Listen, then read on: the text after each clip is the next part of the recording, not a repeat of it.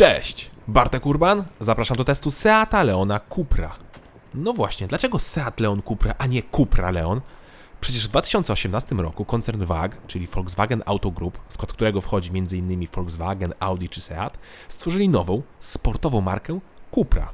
A ja testuję Leona z 2019 roku, który wciąż jest Seatem Leonem Cupra. Dziwne, prawda? Zwłaszcza, że jest Cupra Ateca, a Ateca to tak naprawdę uterenowiony Leon. Podobno nie ma Cupry Leona, bo ten był już oferowany przed powstaniem marki Cupra, a model Cupra Ateca nie był dostępny, była tylko zwykła Ateca. Trochę to dziwne, bo przecież można było na linii montażowej zmienić znaczki i voilà, mamy drugi model w gamie Cupry. Zwłaszcza, że te znaczki są identycznych rozmiarów i w tych samych miejscach co na Atece. A żeby było jeszcze śmieszniej, to na stronie Seata nie ma już w ogóle informacji o Leonie Cupra, tylko informacje o tym aucie są na oficjalnej stronie Cupry. No nic, jak widać Hiszpanów też ciężko zrozumieć. Tak więc, dzisiaj testuję Seata Leona Cuprę. I muszę przyznać, że auto jest przepiękne, nawet w testowanej odmianie kombi. Zresztą, to jedno z najzgrabniejszych kombi na rynku. Linia boczna jest tak świetnie poprowadzona, że można to auto pomylić z dużym hatchbackiem. Mi jednak nie pasowała jedna rzecz w Cuprze, że wygląda jak zwykły Leon. No dobra, jak Leon z pakietem sportowym FR. Owszem, są większe hamulce, podwójny wydech i napis Cupra, ale to wszystko.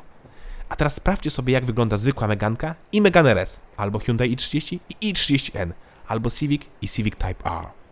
No jak Dr. Jekyll i Mr. Hyde. Ale nie w Leonie. Tu jest pięknie, ale nie aż tak agresywnie i wulgarnie, jak w konkurencji. Oczywiście to też jest zaleta, bo przez to jest cicho ciemna.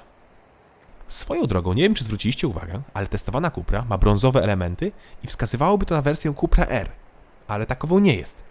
To jest właśnie chyba nawiązanie do marki Cupra, bowiem tam emblematy są brązowe. Ach ci Hiszpanie. Lubię w Leonie sposób otwierania bagażnika poprzez emblemat Seata. A i sam kufer może się pochwalić całkiem sporą pojemnością, bo aż 587 litrów. Ma też podwójne dno, a także miejsce na koło zapasowe. Bagażnik można też bardzo łatwo powiększyć i uzyskać niemal idealnie płaską powierzchnię. Cieszy też fakt, że znalazły się takie udogodnienia jak haczyki, gumki mocujące, gniazdo pod zapalniczkę czy boczne dodatkowe przegrody. Również z tyłu jest dużo miejsca i ja mieszczę się bez problemu, a mam 186 cm wzrostu. Do dyspozycji jest podłokietnik z 2 regulowanymi miejscami na napoje, a także z tego poziomu mamy dostęp do bagażnika. Tylna kanapa ma też oddzielny nawiew oraz 2 złącza USB.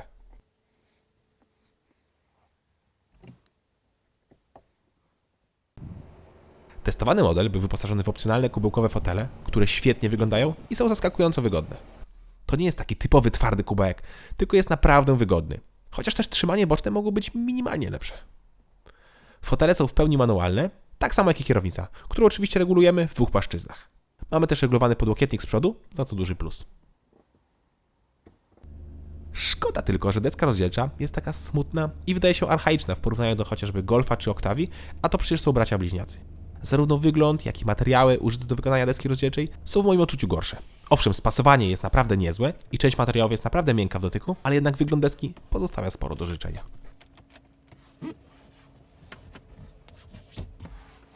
W testowanym egzemplarzu były cyfrowe zegary, które nieco ożywiają kokpit, ale to wciąż nie jest poziom Golfa czy nawet Octavii. Swoją drogą cyfrowe zegary są bardzo ładne, mają kilka różnych trybów i są bardzo dobrze widoczne nawet w mocnym słońcu. Szkoda tylko, że drugi dotykowy ekran, odpowiedzialny za multimedia, pamięta chyba Octavię 2. Zarówno Volkswagen, jak i Skoda mają w opcji większe i dużo ładniejsze ekrany z lepszą grafiką i większą rozdzielczością. No ale niestety, nie w Seacie. Tutaj mamy odmianę budżetową. Ciekawostką jest możliwość włączenia wskazań off-road, bo przecież 300-konna Cupra to idealne auto w teren.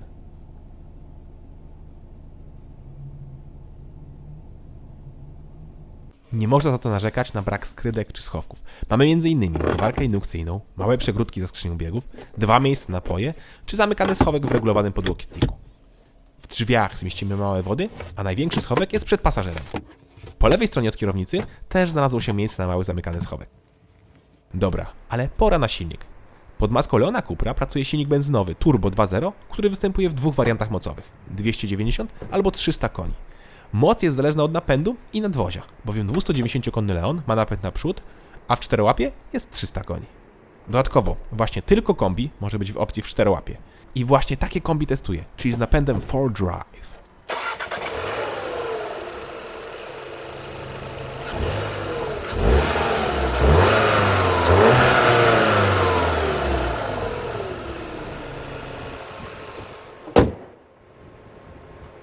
Od 0 do 100 przednionapędowa Cupra w kombi przyspiesza w 6,3 sekundy, a dzięki napędowi na wszystkie koła czas skraca się do 4,9 sekundy. Co więcej, według moich pomiarów robi to jeszcze szybciej, bo w 4,7 sekundy.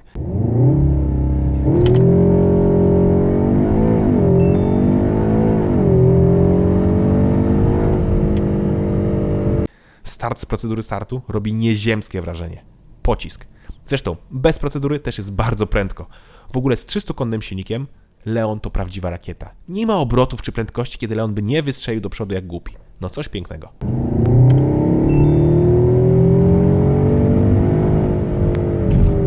Pomaga w tym oczywiście 7-biegowa skrzynia DSG. Jest to oczywiście dwusprzęgłowa konstrukcja, która działa błyskawicznie. Przed faceliftingiem Leon miał skrzynię DSG 6 o 6 przełożeniach i ta była nieco wolniejsza. Ale z drugiej strony była bardziej brutalna i podobno znosiła większe mocy. A jak wiadomo, silniki TSI bardzo dobrze się modzą. Wystarczy zwykły boks i z 300-konnej Cupry robimy 360-konną i czas przyspieszania skraca się do 4 sekund, a czas od 100 do 200 spada poniżej 11 sekund. Wtedy już mamy cholernie szybkie auto. Do tego wszystkiego Cupra prowadzi się naprawdę świetnie. Tutaj duża zasługa sterowanej elektronicznie mechanicznej szpery. W zakręty można wchodzić z naprawdę niezłymi prędkościami, a Cupra będzie nas dociskała do nich jeszcze z większą siłą. Świetna sprawa. Widok pędzącego kombi z tak dużą prędkością po zakręcie musi robić wrażenie. Świetne jest też samo zawieszenie. Idealnie zestrojone. W testowanym aucie była felga 19 cali z niskoprofilowymi oponami i mimo tego nie było czuć mocno dołów. A auto jest oczywiście sztywne i praktycznie nie wychyla się na zakrętach. W ogóle była wyposażona w zawieszenie z regulacją sztywności, co w moim odczuciu jest zbędne. Na zwykłym ustawieniu jest idealnie.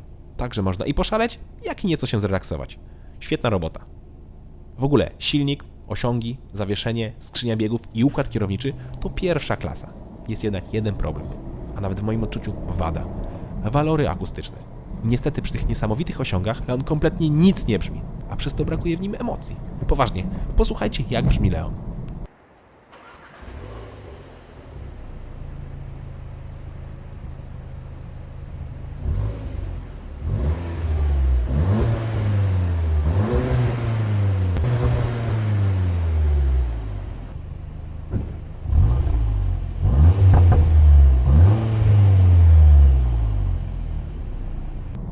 No nic nie brzmi. Kurczę, to już seryjna Kia Ceed z silnikiem 1.4 turbo brzmi lepiej.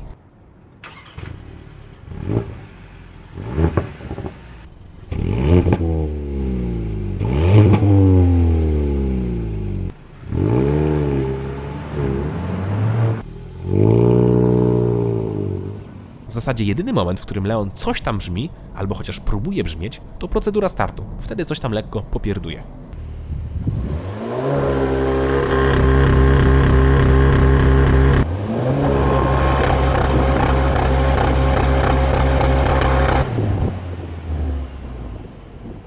No szkoda tego dźwięku, zwłaszcza, że bliźniaczy Golf R znacznie lepiej brzmi. Co więcej, przy zmianie biegów pierdzi wydech, a tutaj nic. Ba, w hatchbacku Leon Cupra brzmi lepiej. A to dlatego, że producent wyszedł z założenia, że jak się kupuje kombi, to jest to auto rodzinne, więc musi być ciszej. No coś w tym może jest, ale to w takim razie chociaż w opcji powinna być możliwość wyboru innego wydechu. Tak jak na przykład jest w Golfie R, gdzie możemy wyklikać nawet wydech Akrapowicza. Co prawda, jest on cholernie drogi, ale jest taki w opcji. I jest jednak wada skrzyni biegów. Otóż nawet w trybie w pełni manualnym przebija nam biegi. Nie możemy dojść do odcinki, nie pozwala na to komputer. Szkoda, bo na torze to zgubne. Na szczęście da się to zmienić, przeprogramowując skrzynią, chociaż wtedy pewnie tracimy gwarancję. Na koniec jeszcze spalanie. Według informacji producenta Cupra powinna jeździć na paliwie 98, ale nic się nie stanie, jak zalejemy 95. 98 jest po prostu rekomendowana. Ja jeździłem jednak na 98 i takie też spalanie mierzyłem. W mieście, przy zwykłej jeździe, auto pali 12 litrów. W nocy, jak się bujamy spokojnie, zejdziemy poniżej dychy. A w korkach dobijemy do 15-16 litrów. Na trasie przy 140 auto pali 8,5 litra. Moim zdaniem wyniki adekwatne do osiągów. Mamy szybki wóz z napędem na 4 koła, więc i spalanie nie jest super małe. Jest dobrze. Pora na cennik. W ogóle to Leon Cupra w odmianie kombi praktycznie nie ma konkurencji. Jest tylko bliźniaczy Golf R oraz Ford Focus. Niestety Foka odpada, bo nie ma napędu na wszystkie koła, stąd też do dzisiejszego porównania użyję Golfa R. Leon Cupra Kombi 4Drive kosztuje minimum 165 600 zł w cenniku podstawowym. Dla porównania, Golf R, który ma ten sam silnik, o tej samej mocy i tą samą skrzynię i napęd, kosztuje 178 290 zł.